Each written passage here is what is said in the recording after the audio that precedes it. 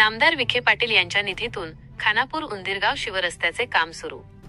श्रीरामपूर माळवाडगाव परिसरातील अनेक वर्षांपासून प्रलंबित असलेल्या खानापूर ते उंदीरगाव या महत्त्वाच्या शिवरस्त्याच्या कामाला अखेर सुरुवात झाली आहे. राज्याचे जलसंपदा मंत्री व पालकमंत्री ना. राधाकृष्ण विखे पाटील यांनी या कामासाठी विशेष निधी मंजूर केला आहे. महत्त्वाचे मुद्दे. सातत्यपूर्ण पाठपुरावा.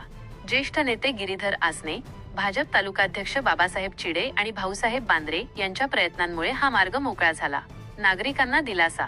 या रस्त्याची अवस्था अत्यंत दयनीय झाली होती.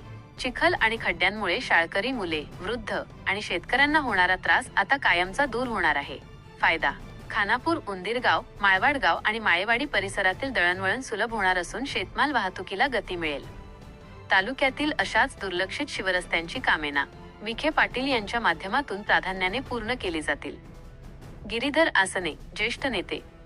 रस्त्याचे काम सुरू झाल्याबद्दल ग्रामस्थांनी विखे पाटील व स्थानिक नेत्यांचे आभार मानले आहेत.